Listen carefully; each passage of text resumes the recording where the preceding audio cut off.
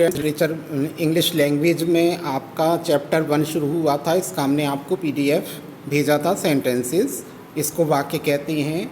आज हम इसका पार्ट 1 एक्सप्लेनेशन करेंगे, आपको बताएंगे सेंटेंस क्या होता है। सेंटेंस को बच्चों हिंदी में बोलते हैं वाक्य। A sentence is a group of words. जो सेंटेंस होता है वो शब्दों का एक समूह होता है that are joined together to make complete sentence, जो कि एक साथ जुड़कर एक सेंटेंस को बनाता है। A sentence start with a capital letters and end with a full stop, question mark और एक्सक्लेमेशन मार्क। जो सेंटेंस होता है वो हमेशा क्या होता है, कैपिटल लेटर से शुरू होता है और फुल स्टॉप होता है उसके बाद में, या उसके बाद क्वेश्चन मार्क होता है, या फिर उसके अंत में एक्सक्लेमेशन मार्क होता है।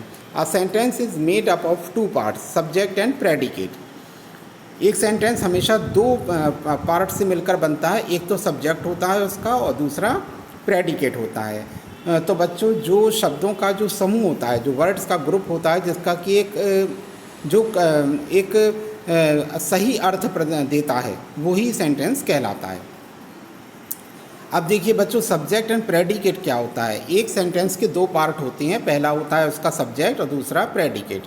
The subject is the thing और person being talked in the sentence, such as the action is performs as described verb और the state of being as indicated by the verb. The subject can be noun, pronoun और noun phrase and usually comes before a main verb.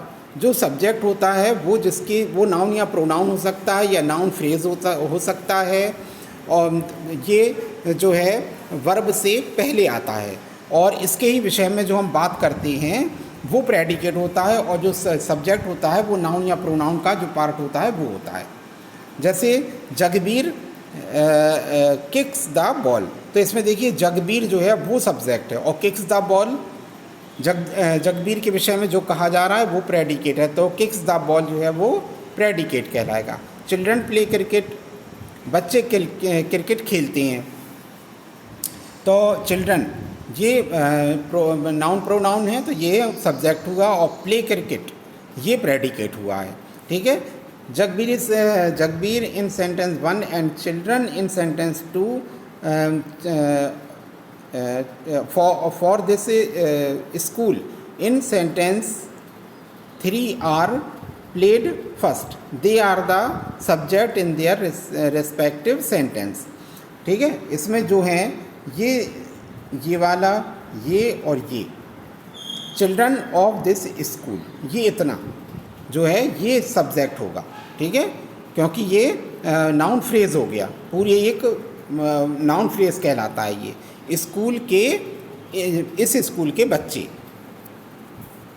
The coloured part are predicates in the above sentence. A predicate could be one word और and one word make up of various components. Predicate क्या होता है, देखिए predicate in that part of a sentence which must have at least 1 finite verb. Predicate information about the subject and verb in a sentence. जो predicate होता है वो किसके विषय में बताता है, सब्जेक्ट के बारे में जो कुछ बात कही जाती है वो प्रेडिकेट कहलाता है। जैसे राहुल स्विम, तो देखिए स्विम वर्ब है। Monu play football, play verb है, फुटबॉल डायरेक्ट ऑब्जेक्ट है।